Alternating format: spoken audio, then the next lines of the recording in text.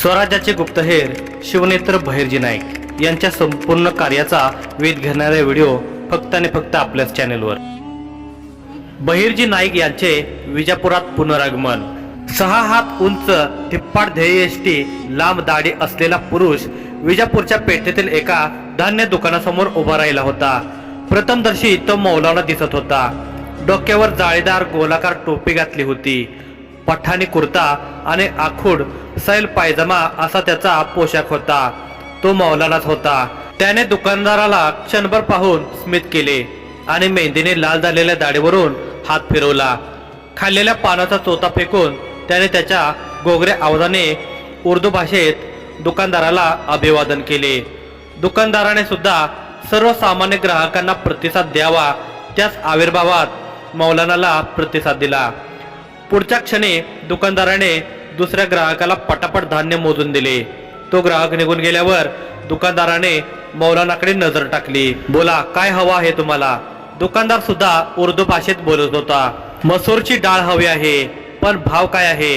दुकानदाराने मौलानाला डाळीचा योग्य भाव सांगितल्यावर मौलानाने डोळ्यांच्या बावल्या आजूबाजूला फिरवून म्हटले, सगळ्या व्यापाऱ्यांनी एकच भाव ठरवला आहे।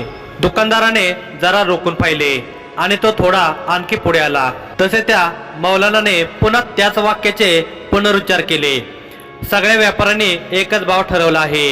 हाच भाव राहिला तर विजापूरच्या पेठांची भरभराट होईल आणि सह्याद्रीच्या पेठा उद्ध्वस्त होतील, पण तो भाव काय आहे हे मात्र मला माहिती नाही। दुकानदाराने मौलानाचे बोलणे शांतपणे ऐकून घेतले। त्याला हवी तितकी डाळ मोजून दिली। मौलानाने बोवई उंचावून काहीतरी इशारा केला आणि धान्याची पिशवी उचलून निघून गेला। दुकानदार जिवाजीने स्वतःशी विचार करून मौलानाकडे पाहिले। मौलाना तेव्हा बराच दूर गेला होता। मौलानाने फक्त एकदा वळून पाहिले। एक बोवई उंचावून त्याने पुन्हा तोच इशारा केला। दुकानदार जिवाजीने सुद्धा होकारात्मक मान डोलावली आणि तो आपल्या कामाला लागला। जिवाजी कुडाळकर हा बहिर्जी पथकातील स्थायिक गुप्तहेर होता। तो त्याच्या परिवारासकट विजापुरात स्थायिक झाला होता।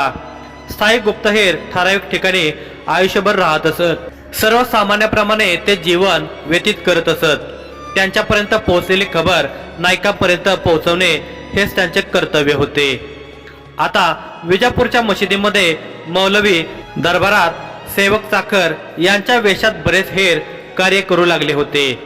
जिवाजीला मौलानाने दिलेला संदेश लवकरात लवकर नायकांपर्यंत पोहोचवायचा होता।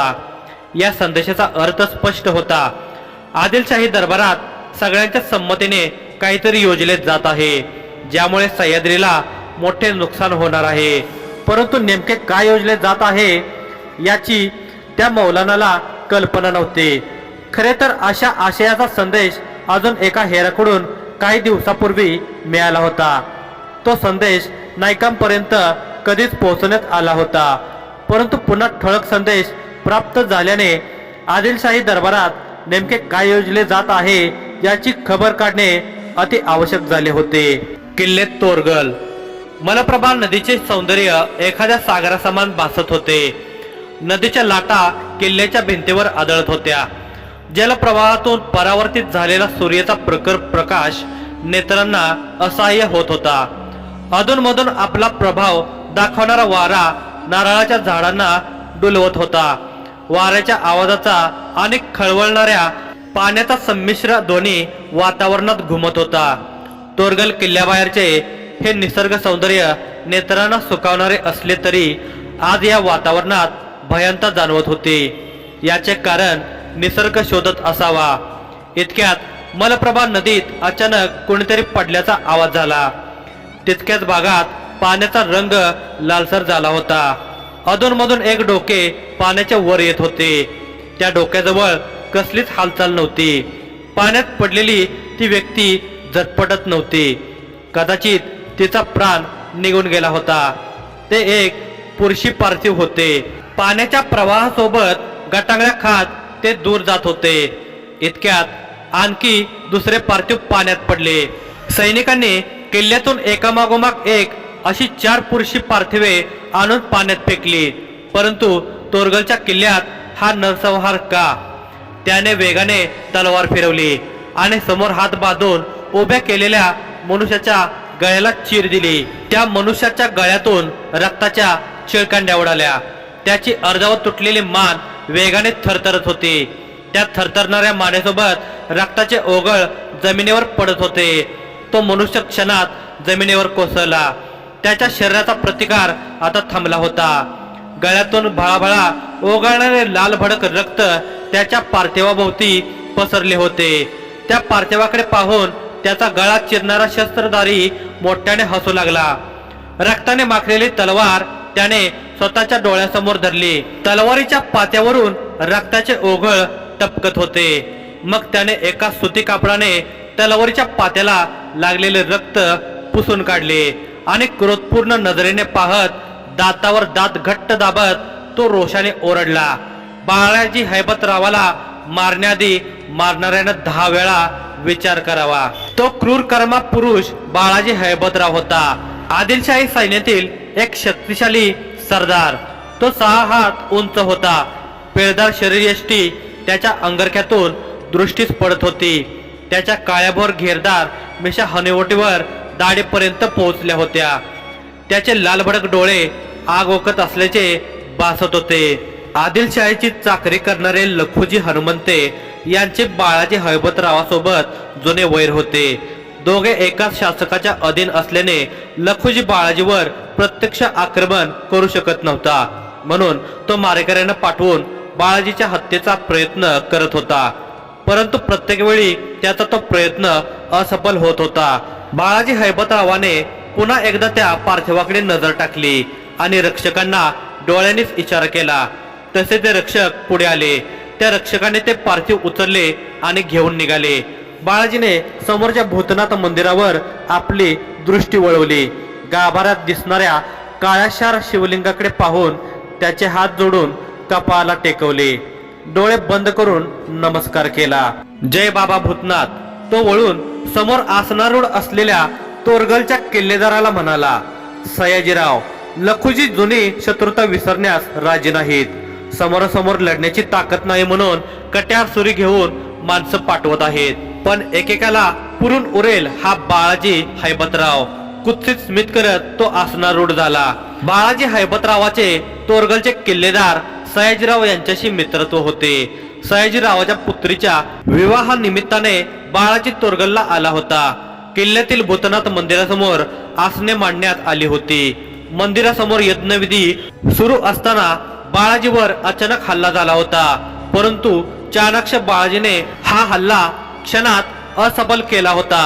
बाळाजी आसनारूढ झाल्यावर एका सेवकाने केव्हापासून हातात पकडून ठेवलेला खलिता त्यांच्या पुढे धरला। बाळाजी हैबतरावाने खलिता हातात न घेता निरखून पाहिला। तो पाहतच होता। इतक्यात त्याच्या पुढे एक सेवक एक पितळेचे पात्र घेऊन आला। त्यात पाकळ्यायुक्त गुलाबजल होते।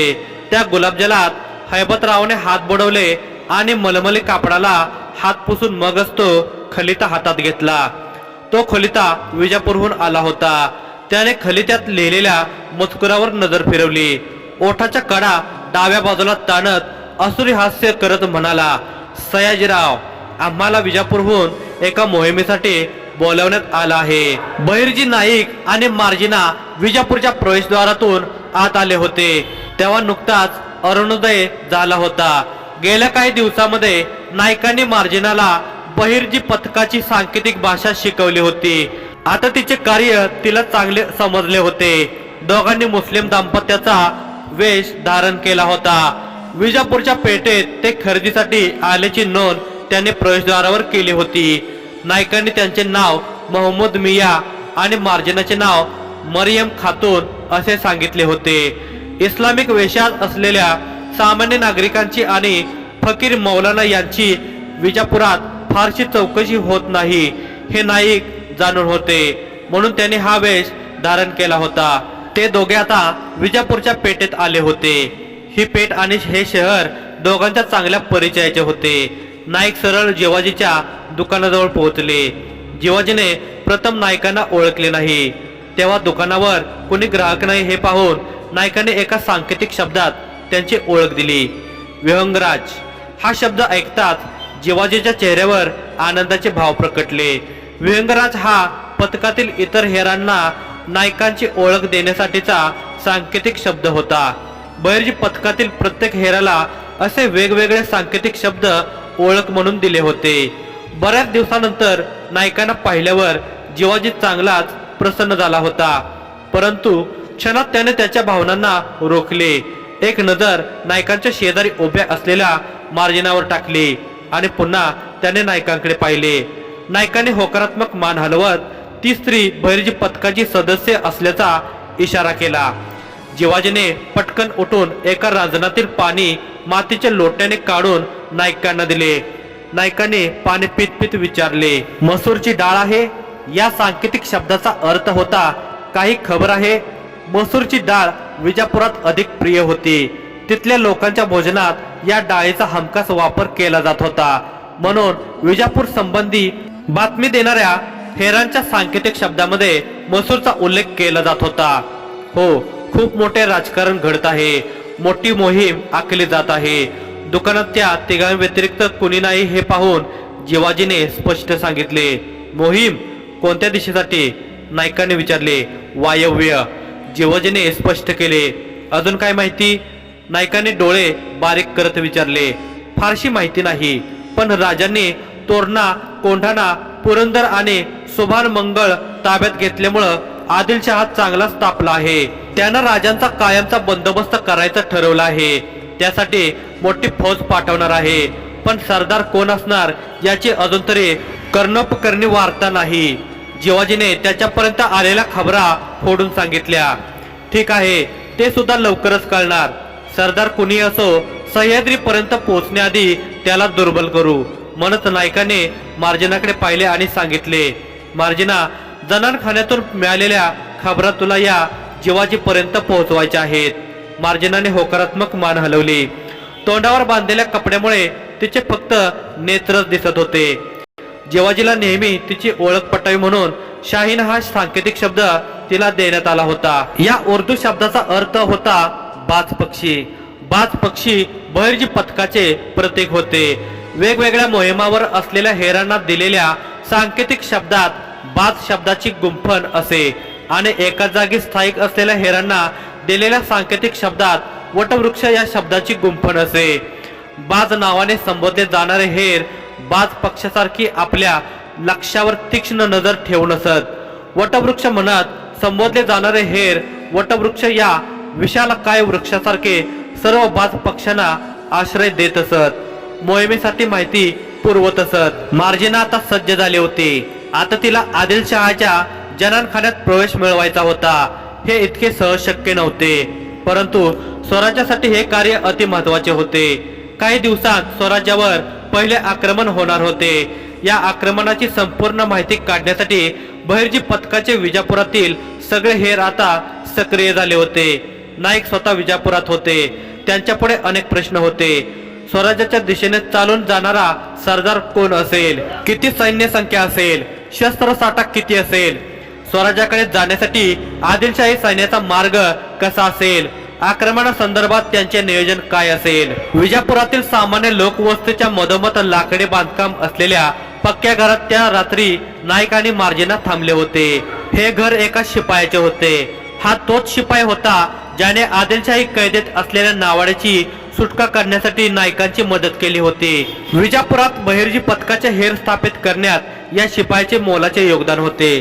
खरे तर तो कार्य विजापूरच्या दरबारात करत असला तरी त्याचे कर्तव्य स्वराज्याशी होते. तो स्वराज्याचा हेर होता. स्वराज्याचा तो पहिला मूळ मुस्लिम हेर होता. त्यापेक्षा तो एक विदेशी होता. हबीबुल्ला हुसैनी त्याचे नाव होते. इराणी वंशाचा शिपाई इराणी वंशीय आदिलशहाच्या शत्रूस मदत करत होता. हे चित्र त्या काळच्या राजकीय समीकरणांच्या विरुद्ध होते. शिवाजी राजांप्रती त्याची निष्ठा का होती? या गैर हिंदू शिपायावर नायकाने इतका विश्वास का ठेवला असावा? त्याने बहिर्जी पथकाची मुळे विजापूरच्या दरबारात रोवली यामागचे कारण आणि त्याचा हेतू काय होता? त्याचा हेतू स्पष्ट होता. शहाजी राजांच्या पुत्रास मदत करणे, त्याचे परममित्र कान्होजी जेधेंना दिलेल्या शब्दांचे पालन करणे. त्याही पेक्षा त्याने जेव्हा बहिर्जी नाईकांकडून शिवाजी राजांचे विचार ऐकले तेव्हा तो मनपूर्वक स्वराज्याशी जोडला गेला होता. नाईकांनी 2 खोल्यांच्या त्या घरात आतल्या खोलीत मार्जिनाला झोपवण्यास सांगितले. एका सुंदर स्त्री सोबत नाईक इतक्या दिवसापासून होते तरी तिच्याबद्दल त्यांच्या मनात एकदाही कुविचार आला नाही. मार्जिनाला या गोष्टीचा अचंबा वाटत होता. ज्या राज्याच्या हेर पथकाचा प्रमुख इतका महान आहे तर तो राजा किती महान असेल हा विचार करून समाधानाने तिच्या चेहऱ्यावर हास्य फुलले होते. महान विचारांच्या शासकासाठी ती तिचे